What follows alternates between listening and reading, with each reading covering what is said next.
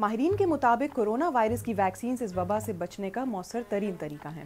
منظوری سے پہلے ان تمام ویکسینز کو حفاظت اور تاثیر کے ایک اعلیٰ معیار پر پورا اترنا ہوتا ہے اور مختلف آزمائشوں سے بھی گزرنا ہوتا ہے۔ تاہم اس دوران ان کے بارے میں گمراہ کن اور جھوٹے دعوے بھی پھیلتے رہے ہیں۔ اس ویڈیو میں ہم آپ کو کچھ ایسے ہی دعوے بتائیں گے اور یہ بھی بتائیں گے کہ وہ جھوٹے کیوں ہیں۔ پہلا دعویٰ، ان کے اندر چپ یا ٹریکنگ کا آلہ لگا ہے۔ اس بے بنیاد دعوے کے مطابق بل گیٹس ویکسین کے ذریعے لوگوں میں مائکرو چپ نصب کر رہے ہیں۔ انہوں نے یہ کبھی نہیں کہا اور وہ اس کی تردید بھی کرتے رہے ہیں۔ اس کے باوجود یہ افواہ پاکستان سے لے کر ارجنٹینا تک پھیل چکی ہے۔ واضح رہے کہ ویکسین میں کوئی مائکرو چپ یا ٹریکنگ کا آلہ نہیں ہے۔ دوسرا دعویٰ، اس میں گائے یا سور کا گوشت ملا ہے۔ اس افواہ نے کئی مذہبی برادریوں کو پریشان کر دیا ہے۔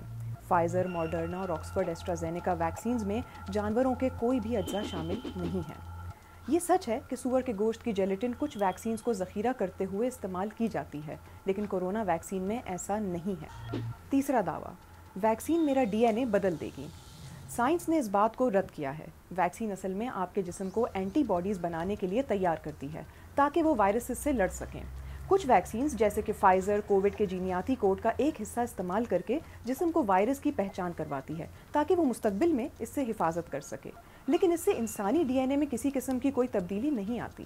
چوتھا دعویٰ، اس میں ابورٹڈ فیٹس یا ساکت جنین کے خلیے ہیں۔ سائنسدانوں کے مطابق کسی بھی ویکسین میں جنین کے خلیے شامل نہیں ہیں۔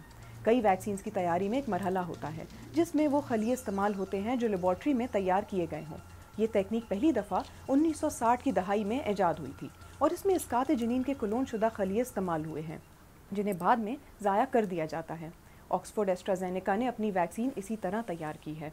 برطانیہ کے ریگولیٹر نے BBC کو بتایا کہ جنین کا کوئی حصہ تیار شدہ ویکسین میں موجود نہیں ہوتا۔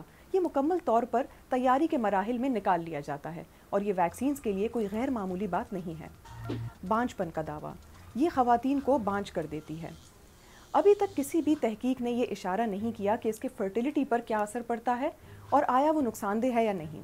برطانیہ کے Royal college of آبسٹیٹریشنز and gynaecologist نے کہا ہے کہ ایسا کوئی حیاتیاتی عمل نہیں ہے جس سے موجودہ ویکسینز خواتین کی اولاد پیدا کرنے کی صلاحیت پر کسی قسم کا منفی اثر ڈال سکیں۔